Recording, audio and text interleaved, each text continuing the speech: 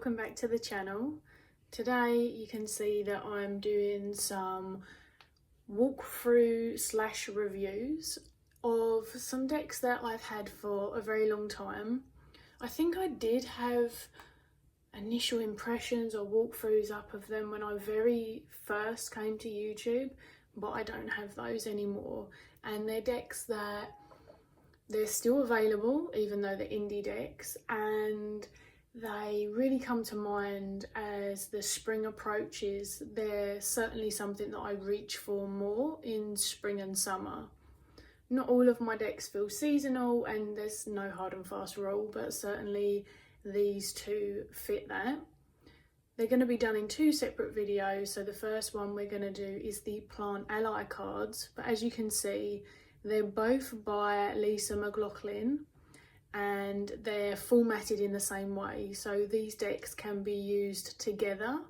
They complement each other really well, or you can pull one from each and use them together in that capacity as a combination, or you can use them solo.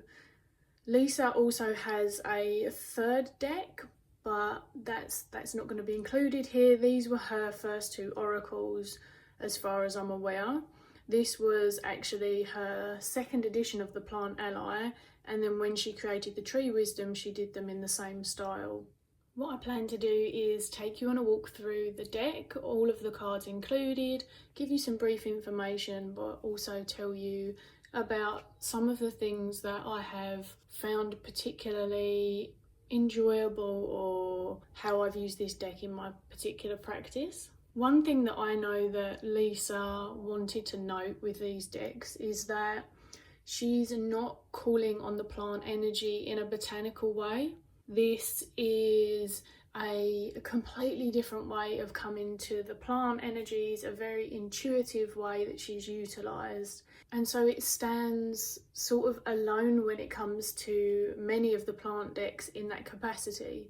So if you're looking for the botanical stuff, then you're not going to get that information here. But this isn't to say that this deck doesn't cultivate some kind of extra connection to plant energies, or just the concept of being in nature, and even the simple information that the Latin names are also included underneath what we know the common plant names are.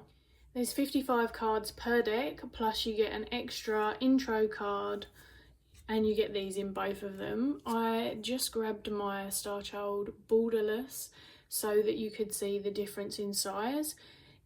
It's more of a small size standard oracle. I like this size oracle personally because I have small hands, but you can see it's not massive in comparison to standard tarot. The cardstock's nice, it's thick, it's got a sheen, but it's definitely matte. Another notable thing about these particular decks and the style of them is you have the artwork and the keyword on the front, and then you don't actually see the plant name until you turn it over. You've got a repeat of the keyword, and then the messages are actually on the back of the cards.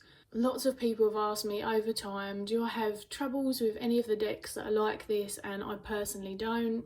I don't need to look at what I'm doing when I shuffle, or you can simply shuffle and then put the cards down and pull with your eyes closed. I really don't think that it hinders the deck in any capacity, and actually for the kind of work that I do with it, it's never been a problem anyway. So let's go through the cards and I'll read you the back of this first one. Some of the messages are more concise than others, but what I did notice is in the Plant Ally, the messages as a collective seem a little shorter than the ones in the Tree Wisdom. And it says, when you have much going on in your life, you want invigorating energy for tasks you need to accomplish. What could help you build your stamina? And this is how this deck is. It's very focused on building connection to self, gaining compassion, empathy, improving our well-being. It's really good for not only self-care, but just checking in, touching base with yourself, grounding, cultivating a focus of how you can bring something into your practice every day. There's lots of ways to use this deck. I'm not going to read every single keyword to you. Hopefully you're going to be able to understand the script writing. I've never struggled with it personally, but I'm fortunate and I have very good eyesight. One of the notable differences between the plant and the tree is that in this one you can see there's a lot of colour, whereas, and I will show the tree at the end, there's a lot more white space in the tree. The style is slightly different. And then with this one you can see that there are a lot of human characters. As far as I can remember anyway. And so the focus isn't always on the art of the flower, but sometimes these characters and what they're doing sort of amidst it. There's a lot of colours, and despite that it doesn't feel very overwhelming, especially if you want to pull several cards. They look really nice in a spread. Because of the colours, they do work really well with so many other decks. But one of the things that I appreciate about Lisa's work in particular is its mixed media, and I've noticed that videos never quite do her work justice. I'm sure that that's very common of most mixed media because there's so many layers. I know that she uses watercolour. I know that fabric is often involved as well because Lisa works with fabric in sort of this way, but also in a separate capacity, or she has done in the past. Of course, you can see some form of pen or pencil going on with more of the sketchy material. And I think that she finalises her pieces like most people on computer as well. But I find this to be a very, very gentle deck. It would work really well with affirmations. I mean, it can be used in any way, shape or form. But another one of the things that makes this quite versatile is that this is one of the decks that I would be quite open to using with my therapeutic clients, so away from tarot land, because you don't have to use the back. And when you've got artwork like this and then a simple keyword, what you'll find is for a lot of people, even if they've never used cards before, they'll have a response to it in the same way that they might have a response to artwork in a museum. They may notice feelings, responses to the colours. It could be a multitude of things that really taps into their senses and then it gives them a message. And of course, if none of that occurs, you've got the keyword to sort of act as a sounding board and a place to inspire and jump from. It's also a really good kind of aid for any extra creative work that you might be doing. And I mean, talking about creativity, you can get really creative with using decks and doing other things anyway.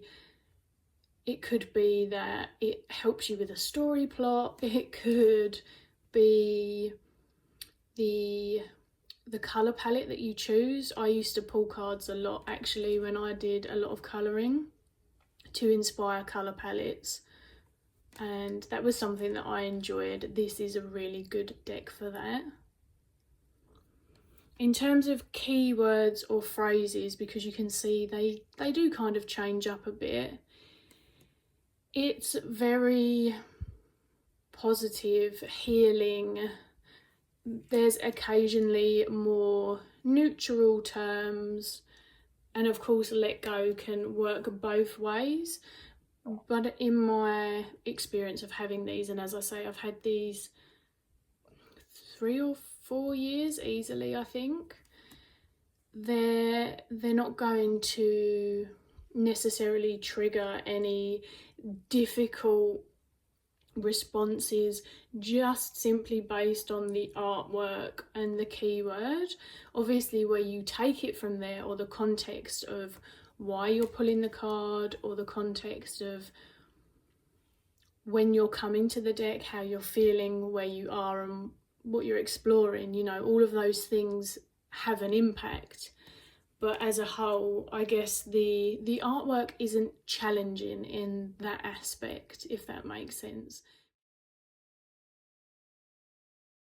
I decided to kind of indulge myself whilst I work from home anyway, but I am working online with my clients now, not just my tarot ones, which is normal for me, but my therapeutic ones. I'm actually just trying to indulge myself during this period of time to do some walkthroughs and do some reviews and just share my experiences of some decks in a way that I used to create content. And because this is a very nostalgic feeling deck for me, because this was one of the decks that I got when I returned to tarot and oracle in quite a big way. This, the Tree Wisdom and the Wild Unknown decks were the ones that really were part of that instigation. And so it's got those kind of warm fuzzy feels for me. I do really love this card, the Transitions one that says birth, life, death. So a bit more challenging than some of the others, but still quite gentle in its essence. And just to give you another example, this is Trillium, and it says, you are moving through a big transition in life, the natural birth, death and rebirth cycle. Look for inspiration to help you flow with the rich tapestry of life's changes. What do you really want to do right now? So you can see where it supports journaling very well as well. And then last but not least, Heart Wisdom. So quickly, just to give you an idea, I've pulled one from the Tree Wisdom card, so you can see the visual, physical, aesthetic setup is exactly the same card stock, different doodles on the back end. Well, these are much more than doodles. Let's not discredit Lisa, but you get what I mean. They're very thoughtful and intricate and very, very easy to use together, but actually the art styles they're still quite different. I enjoy that. I feel like it gives the two decks enough of a contrast that I've really valued having both of them. One of the other things that is worth mentioning, just because people will be curious, but really just it's been a non-issue for me, is that there's 55 cards in each deck, so you're looking at 110 if you feel compelled to get both, if that's why you're here. Otherwise, maybe you're just enjoying some artwork, and that's okay too. There are, between the two decks, a handful of keywords that are the same, and I do mean only 4 or 5. Don't quote me, but it's there or thereabouts. Of course, the tree and the plant are entirely different, along with the artwork, but also the meanings are different and both very, very relevant to the keyword, because of course these keywords can mean so many things, and that's why I said we don't necessarily even need to go to the back, but if you want to be prompted, they're very thoughtful prompts and divinatory offerings to explore. The kind of fact that there's a couple of duplicate words really just doesn't bother me, but I just wanted to let everyone know. And there you have it, just a quick look at the Plant Ally cards. They come in a very durable tuck box that has that extra lip bit that makes it really easy to get them in and out. The tuck boxes, as you saw, match too. It's all nice finishing touches, good quality. They've held up really well and they're just very loved, both of them. I'll try and get this video out first so it makes more sense along with the tree wisdom, but they are highly used. In honesty, I find myself most gravitating towards the tree one, and I've yet to fully pinpoint in the years why that is. I think maybe some of the keywords feel a little bit more neutral, but in honesty it could be the artwork. I do love the white space, but I enjoy both and I don't really feel like they're comparable in that way. So if you were to ask me what one should I get, I would honestly just say go based on what aesthetic you feel most called to, because again, we're not looking at the botanical information, they're more artistic messengers, for want of a better term. If you've got any questions about either, then feel free to comment below, and otherwise I will catch you soon.